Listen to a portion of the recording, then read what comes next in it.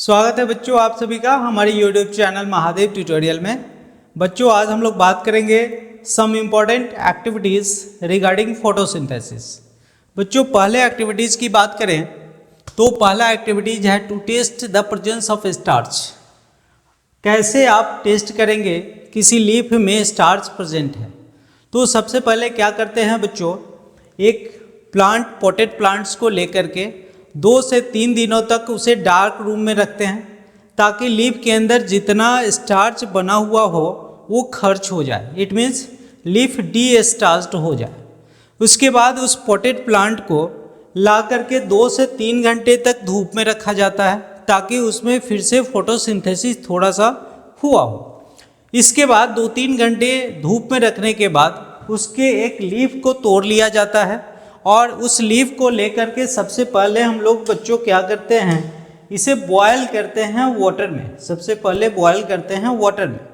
अब वाटर में बॉयल करने का उद्देश्य होता है जितना भी लीफ के अंदर लिविंग सेल्स है वो डेड हो जाए ताकि फर्दर कोई बायोकेमिकल रिएक्शन ना हो।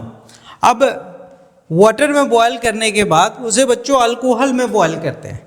अल्कोहल में क्यों बॉयल करते हैं, तो बच्चों जो क्लोरोफिल होता है लीफ के अंदर जिसके कारण लीफ का कलर ग्रीन होता है, ये क्लोरोफिल अल्कोहल में डिसॉल्व हो जाता है, जिसके कारण जैसे ही आप अल्कोहल में बॉयल करते हैं लीफ आपका कलरलेस हो जाता है।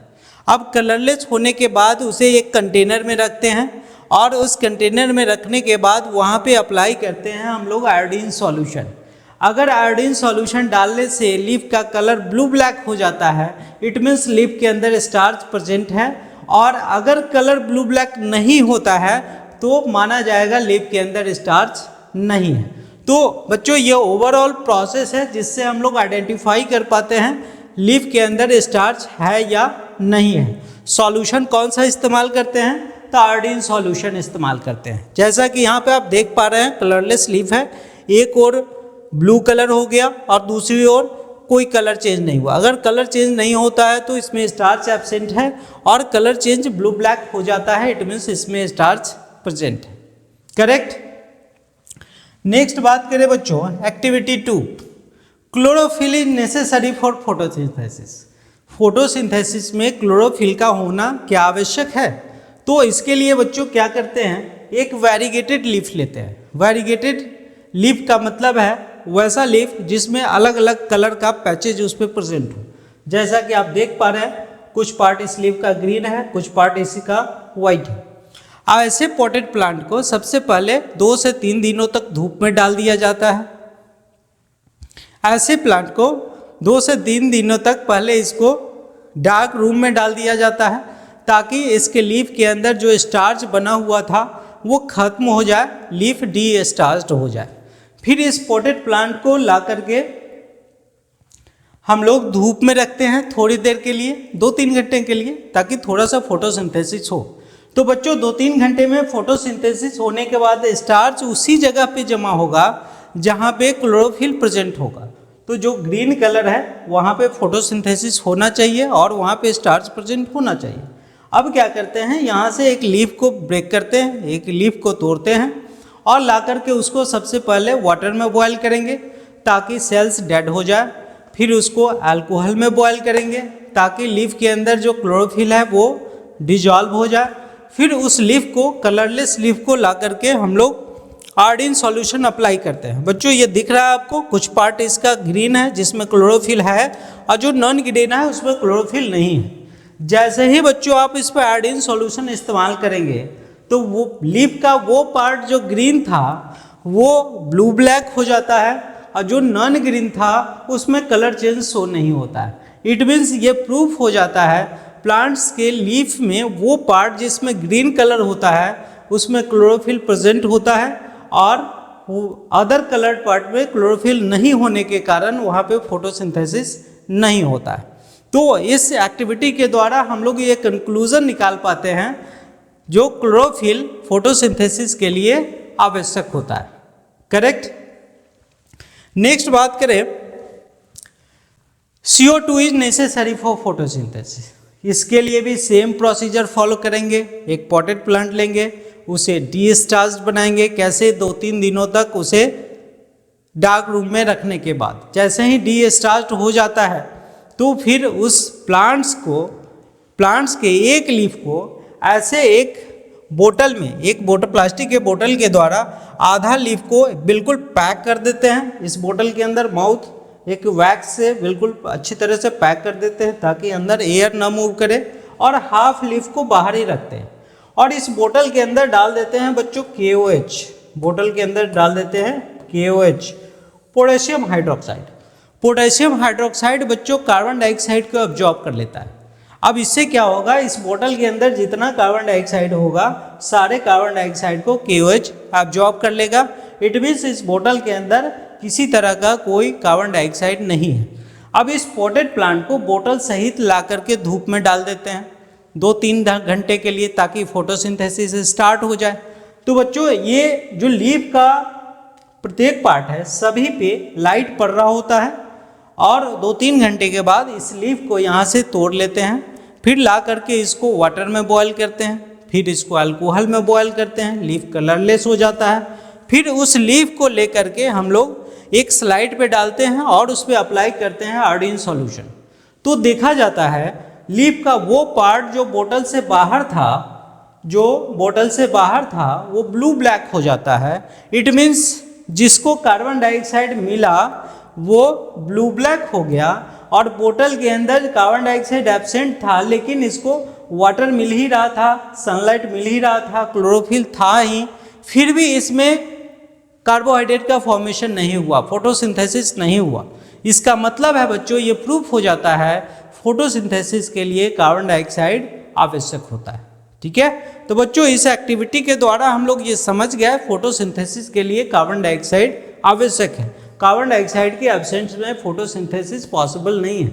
और फोटोसिंथेसिस वैसे भी हम लोग पढ़े हैं तो हम लोगों को पता है कार्बोहाइड्रेट का फॉर्मेशन कार्बन डाइऑक्साइड के रिडक्शन के बाद ही होता है। तो जब कार्बन डाइऑक्साइड ही ना हो तो फोटोसिंथेसिस कैसे पॉसिबल है? करेक्ट। नेक्स्ट बात करें बच्चों, नेक्स्ट एक्टिविटी है sunlight is necessary for photosynthesis. अब सनलाइट के एब्सेंस में क्या फोटोसिंथेसिस पॉसिबल है? तो इसके लिए फिर से क्या करेंगे, एक पॉटेड प्लांट लेंगे और इस पॉटेड प्लांट को 2 से 3 दिनों तक रूम के अंदर डालेंगे, डार्क रूम के अंदर, ताकि लीफ डिस्चार्ज हो जाए। फिर उस प्लांट्स के एक लीफ के ऊपर ना इस तरह का ब्लैक स्ट्रैप लगा देते हैं ताकि उस पर धूप ना पड़े। फिर उस पॉटेड प्लांट को ला करके हम लोग सनलाइट में डालते हैं 2-3 घंटे के अंदर, और 2-3 घंटे के बाद उस लीफ को ब्रेक करते हैं, यहाँ से तोड़ लेते हैं और ला करके उसको वाटर में बॉयल करते हैं ताकि सेल्स का डेथ हो जाए और किसी तरह का कोई बायोकेमिकल रिएक्शन ना हो। फिर उस लीफ को अल्कोहल में बॉयल करते हैं ताकि लीफ कलरलेस हो जाए, क्योंकि क्लोरोफिल जो लीफ में प्रेजेंट होता है वो अल्कोहल में डिजॉल्व हो जाता है।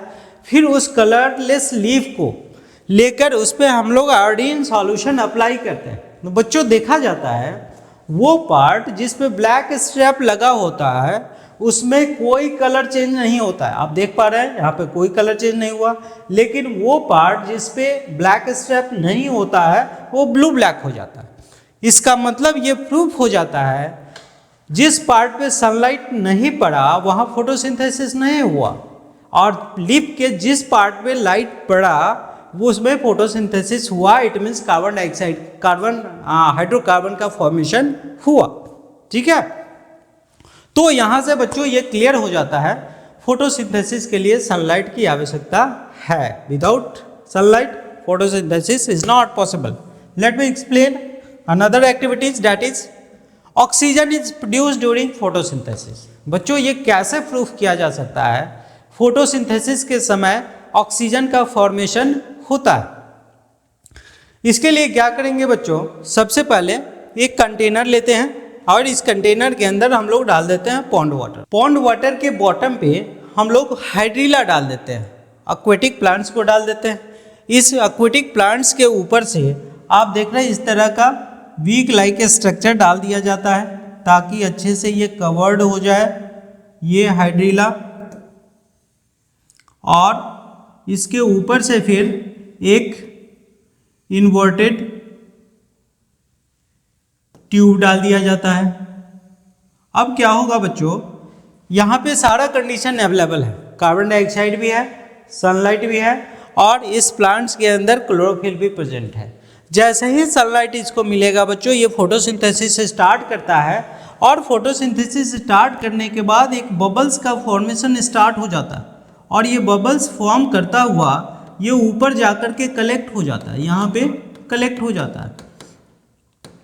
अब ये जो गैस बबल बना वो किसी गैस के बनने के कारण फॉर्म हुआ होगा। अब पता करना है कि क्या ये ऑक्सीजन गैस ही है, तो क्या करते हैं, इस ट्यूब को निकाल करके यहाँ पे एक हम लोग बर्निंग कैंडल लाते हैं, तो पता चलता है कैंडल काफ़ी तेज़ी से जलने लगता है। चूँकि हम लोग जानते हैं ऑक्सीजन बर्निंग को सपोर्ट करता है, इट मीन्स ये प्रूफ हो जाता है फोटोसिंथेसिस के समय ऑक्सीजन का फॉर्मेशन होता है। तो बच्चों ये हम लोगों का ओवरऑल एक्टिविटीज़ था, 5 एक्टिविटीज़ था जिसके रिगार्डिंग क्वेश्चन अक्सर पूछा जाता है, जो फोटोसिंथेसिस में किन किन चीज़ों की आवश्यकता है, एक एक करके हम लोग डिस्कस किए हैं। मुझे उम्मीद है वीडियो आपको पसंद आया होगा। और बच्चों एक और बात करना चाहेंगे, अगर आपको वीडियो पसंद आता है तो निश्चित रूप से इसे लाइक करें, सब्सक्राइब करें और बेल बटन दबाना ना भूलें, क्योंकि जब भी मैं वीडियो अपलोड करूं तो उसका नोटिफिकेशन आपको मिल जाना चाहिए। Thank you for watching.